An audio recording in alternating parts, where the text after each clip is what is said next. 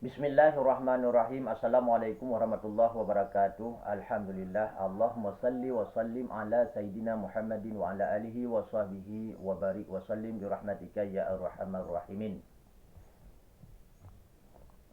Selanjutnya pada malam yang berbahagia ini, subuh yang dimuliai oleh Allah Subhanahu wa taala.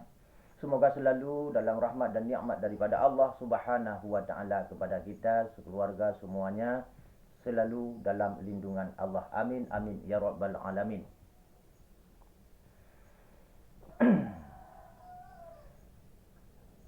Yaitu atas hak Islam. Apabila Islam, si kafir yang asli, apabila orang kafir masuk Islam, Islamlah kafir yang asli. Tidak diwajibkan kepada si kafir yang masuk Islam dan tidak ada sunat baginya mengqadha solat. Bagi kafir yang masuk Islam, ketika di dalam Islam tidak wajib mengqadhakan solat dan tidak wajib mengqadhakan sunat yang tinggal di masa kafirnya. Tidak wajib. Dan tidak ada sunat untuk qadha solat yang tinggal di masa kafir. Bahkan haram mengqadhakan solat yang luput di masa kafir. Di waktu dia kafir, tinggal solat dan lain sebagainya, namanya orang kafir. Ketika dia masuk Islam, maka haram mengqadha solat yang tinggal, yaitu di masa dia kafir. Tidak boleh qadha ketika dia sudah Islam. Kenapa hal demikian? Pada masa Rasulullah sallallahu alaihi wasallam diperintahkan oleh Allah Subhanahu wa taala melalui Jibril untuk kepada Nabi Muhammad agar orang yang masuk Islam pada masa itu, yaitu tidak boleh, yaitu mengulangi ibadah yang sudah tinggal di masa kafirnya, termasuk pada Sayyidina Umar alaihi salam. Maka diturunkan ayat Al-Quranul Karim pada Jibril, diberikan kepada Nabi Muhammad Rasulullah sallallahu alaihi wasallam. Sebagaimana firman Allah memperingatkan kepada Muhammad. Bismillahirrahmanirrahim. Qul lillazina kafaru in yantahu yu'afar lahum ma qad salaf. Katakan olehmu ya Muhammad, bagi semua mereka orang-orang yang kafir, jika dia masuk Islam, mereka diampuni bagi mereka dosa-dosa yang telah lalu.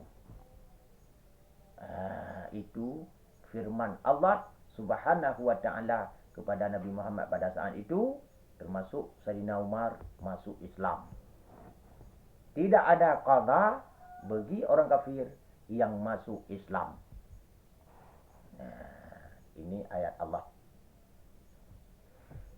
Lihat di tafsirnya. Dan apabila banyaknya kebaikan, amal sosial di masa kafir, diberikan pahala oleh Allah Subhanahu wa ta'ala ketika di dalam Islam. Ketika dia masuk Islam, maka sosialnya di masa kafir diberikan pahala oleh Allah Subhanahu wa ta'ala. Misalnya, di masa kafirnya menyumbang, yaitu buat masjid orang Islam, bersedekah kepada orang Islam, membuat silaturahmi kepada orang Islam, membuat segala kebaikan kepada orang Islam. Apabila orang kafir itu masuk Islam, maka dia diberikan pahala oleh Allah Subhanahu wa ta'ala. Nah, itulah lumayan orang kafir kalau mau masuk Islam. Diampuni segala dosanya. Adapun kafir yang murtad, wajib qada solat. Adapun kafir yang murtad, wajib qada solat.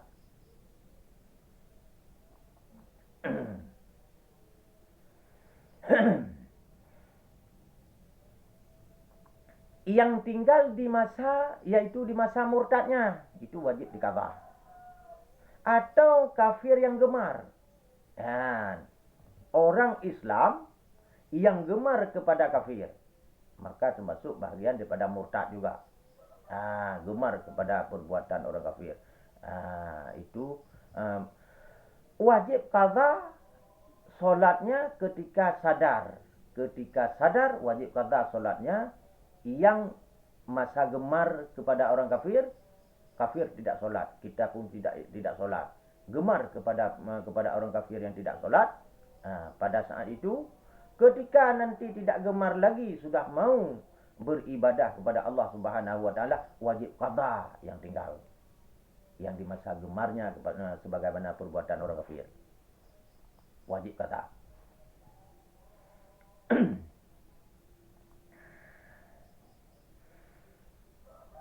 Adapun anak-anak yang memizah 7 tahun ke atas umurnya, tinggal ibadah wajib. Wajiblah pada si wali atau wajiblah pada si pengasuh. Misalnya tidak ada wali lagi, sudah kena tsunami. Sudah kena tsunami, berarti tidak ada wali lagi. Berarti siapa yang mengasuhnya? Siapa saja yang mengasuhnya, maka wajiblah pada pengasuhnya, ataupun dibawa ke yayasannya, ataupun tinggal di pesantren, maka diasuhlah oleh guru-guru pesantren. Wajib mengajarkan agama kepadanya dan wajib yaitu menjaga ibadahnya. Apabila tertinggal, maka wajiblah diqadha oleh orang pengasuhnya, oleh walinya dan oleh orang yang mengasuhnya. Wajib diqadha kalau dia sudah mati. Orang Islam yang gila tiada qadha solatnya pada masa gilanya. Apabila gilanya orang Islam, tidak ada qadha, yaitu pada masa gilanya ketika sembuh sebelum mati. Pas dia sembuh, misalnya 2 bulan lagi sembuh gilanya, yang di masa gilanya tidak wajib qadha solat yang tinggal. Kemudian dia mati, berarti dosanya diampuni oleh Allah Subhanahu Wa Taala. Maka kalau kita pikir seperti ini, coba tunjuk tangan siapa yang suka kepada gila, karena masuk surga tidak ada hisab. Suami orang Islam, seorang suami orang Islam, wajib tanggung jawab dosa istrinya yang dilakukan dengan pengetahuannya. Wajib tanggung jawab kepada istrinya yang dilakukan sepengetahuannya, dan yang melanggar sepengetahuannya, dilakukan maksiat, tahu oleh suaminya, semua dosa itu tanggung oleh suaminya. Istri itu masuk surga, suami itu masuk neraka. Kemudian melanggar dengan agama ataupun dengan ibadah, dia tidak mengerjakan solat, perintah-perintah Allah Subhanahu Wa Taala dilanggar, tidak dikerjakan, lalu suaminya membiarkan, maka suami itu masuk ke dalam neraka, istri itu masuk ke dalam surga. Ini tanggung jawab suami. Artinya keluarga bina bersama dalam maksiat. Artinya kalau demikian, keluarga bina bersama, yaitu bersama dalam maksiat. tinggal solat, dibina tinggal solat. Dibiarkan yaitu dalam kemaksiatan, itu atas pekerjaan si suami, semua dilakukan oleh anak dan isterinya, tanggungjawab suami.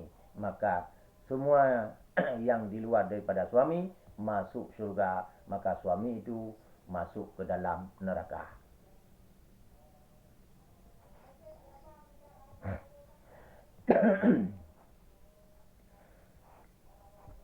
Maka bagi orang kafir yang masuk Islam itu, sebagaimana ayat tadi, ayat Al-Quran, maka tidak ada qada solat bagi kafir yang masuk Islam.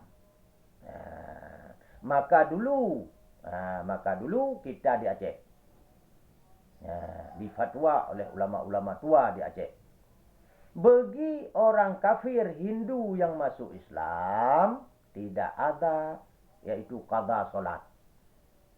Seperti dulu pada masa kerajaan Majapahit dipimpin oleh Gajah Mada, dibawa pasukannya perang ke Aceh. Maka ketika perang yaitu di Aceh, diperlak, maka matilah Gajah Mada yang memimpin pasukan dari Majapahit untuk perang ke Aceh. Majapahit itu yang dipimpin oleh Gajah Mada itu adalah Hindu, itu kafir Hindu. Maka tinggallah tidak pulang bersama karena panglimanya Gajah Mada sudah mati di Aceh, yaitu di Temiang, di Telaga Tujuh Langsa, waktu melawan yaitu Raja Sujud. Nah, sudah mati dia. Matilah Gajah Mada di situ. Maka tinggallah pengikut-pengikutnya masuk Islam. Nah, masuk Islam yaitu di Mayakpahit. Mayakpahit, Majapahit artinya. Masuklah Islam mereka itu.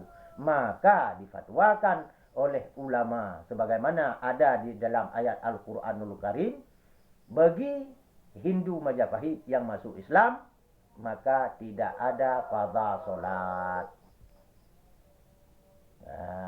Bagi Hindu Majapahit yang masuk Islam di Aceh, di Mayakpahit, yaitu tidak ada qada solat bagi Hindu yang masuk Islam. Bagi orang Islam wajib qada. Kemudian pada anak-anaknya wajib qada. Yang tinggal selama di dalam Islam juga wajib qada. Kemudian masa Jepang. Masa Jepang lagi. Masa Jepang, masa Portugis, yang setelah dibom di Hiroshima, orang Jepang pulang.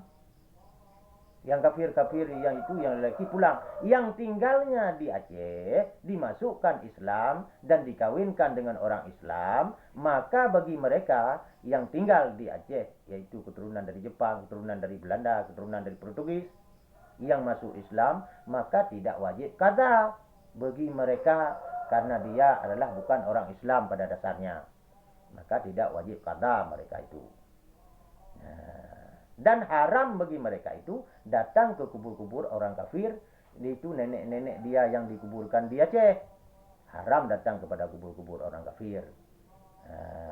Kecuali yang datang dia kepada kubur-kubur orang Islam untuk ziarah, berdoa dan lain sebagainya. Itu dibolehkan. Alhamdulillah, pengajian subuh yang berbahagia ini semoga diberi berkah oleh Allah Subhanahu wa taala sebagai pengetahuan bagi kita. Semoga selalu dalam rahmat dan nikmat daripada Allah Subhanahu wa taala. Amin amin amin ya rabbal alamin. Hadanallah wa iyyakum ajmain bi rahmatika ya arhamar rahimin. Assalamualaikum warahmatullahi wabarakatuh.